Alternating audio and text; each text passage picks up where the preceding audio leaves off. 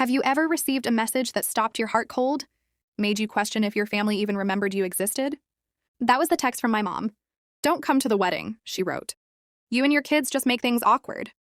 I stared at my phone, my hands trembling, my stomach sinking. I read it again. I wanted to believe it was a mistake, a cruel joke, anything but the truth. I raised my kids that day, two little humans who depended on me to make sense of a world that could be cruel and cold.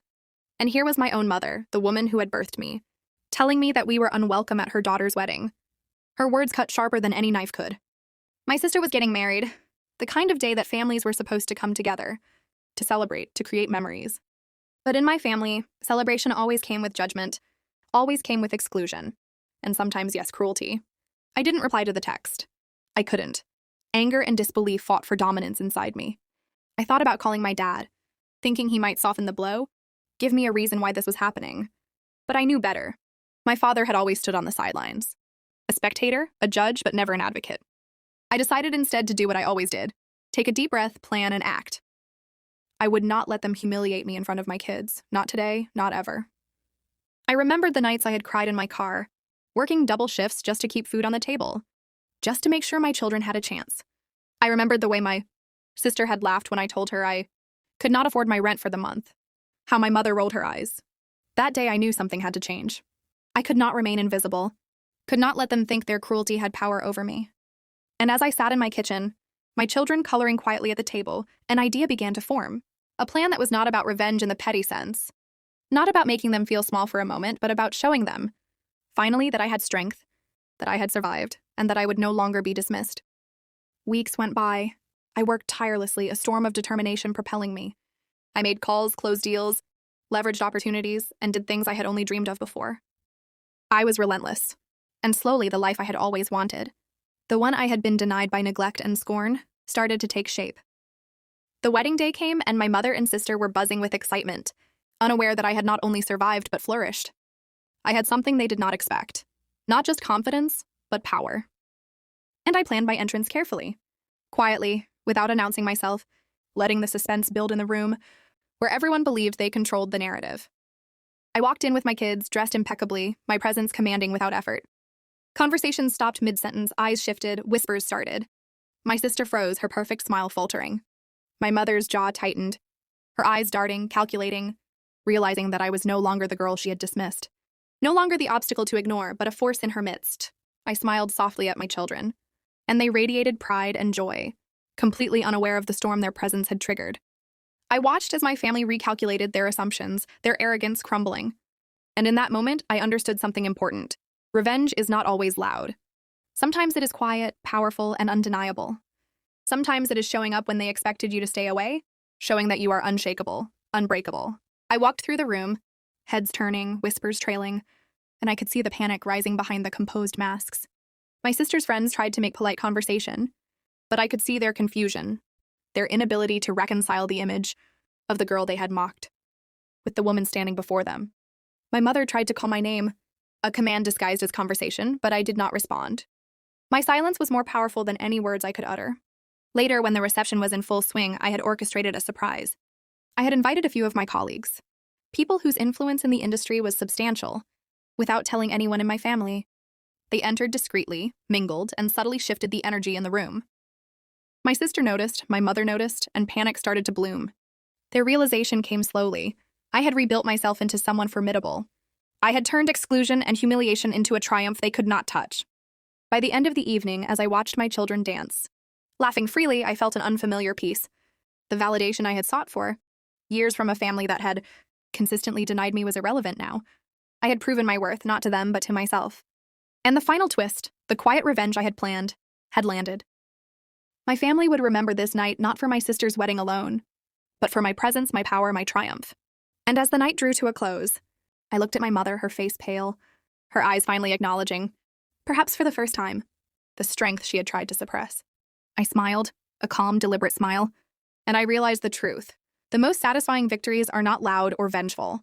They are quiet, undeniable, and leave no room for denial. And tonight, I had claimed mine. After that night, everything changed. My mother stopped calling me the troublemaker, and my sister no longer included subtle digs in every conversation. But the real satisfaction came later. when I saw just how far her arrogance had blinded her. I had expected some kind of confrontation, maybe a tearful apology or a cold silence. What I did not expect was the unraveling of everything she had built herself upon. It started small. My sister had been flaunting her new life: the luxurious home, the lavish vacations, the curated social media posts. She wanted everyone to see her as the perfect, accomplished one, the golden child. But when I arrived that night at her wedding, I had quietly begun to plant seeds that would grow into a revelation she could not ignore. I had contacted people from her professional life, gently asking questions, confirming details.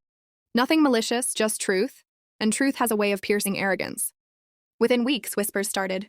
I began receiving messages from mutual acquaintances, people I had barely known, sharing what they had discovered. My sister's so-called achievements were not as perfect as she had presented. Deals that had been credited to her were actually collaborations where others had carried most of the weight. Her promotions, her awards, the accolades she displayed on social media, they were a mix of exaggeration, luck, and careful omission of the facts. And here's the thing, I did not spread these stories. I merely let them be discovered. The satisfaction came in watching reality catch up to her.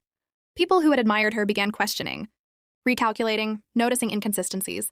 And my family, they could not hide their shock as the first whispers reached them. My mother's expressions were priceless. Subtle twitching of her lips, eyes narrowing as if she wanted to look away but could not. Meanwhile, my life continued to flourish. I had invested in myself, in my children, in opportunities my family had scoffed at. I built a business, started networking with people who truly mattered, and created a life that demanded respect. It was not about revenge for me. It was about survival, about proving to myself that neglect, exclusion, and humiliation did not define me. Every achievement, every success, was a silent message.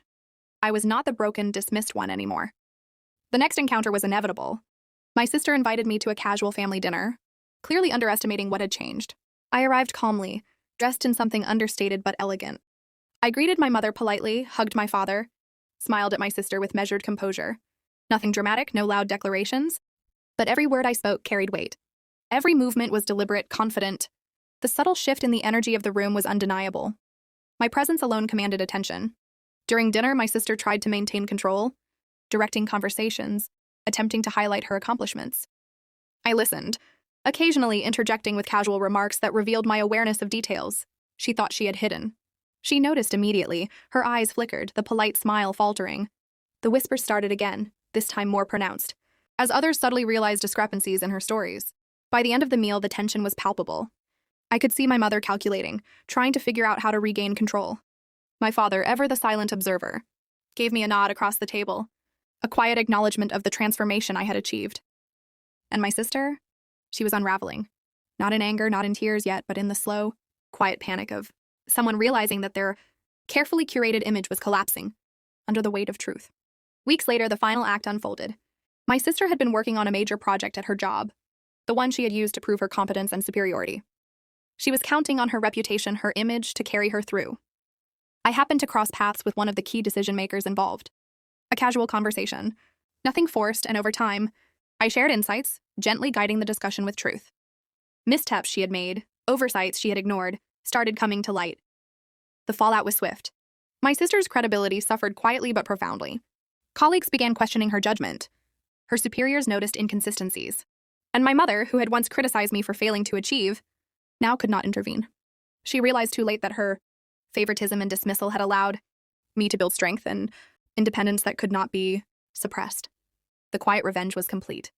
It was not explosive, not dramatic, but it was devastating in its inevitability. I had proven to my family that their treatment of me had consequences.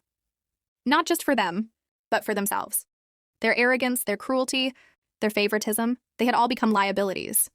I had shown, without raising my voice, without making a spectacle, that I was no longer a child to be dismissed, ignored, or belittled. And yet the most powerful part of all this was what my children witnessed. They saw a mother who refused to be diminished, who turned rejection into strength, who built a life of accomplishment from the fragments of neglect. They understood that resilience, not anger, commands respect. They learned through observation that revenge is not always about causing pain. It is about reclaiming your power, your dignity, and your peace. Months passed and family events became a minefield for my sister.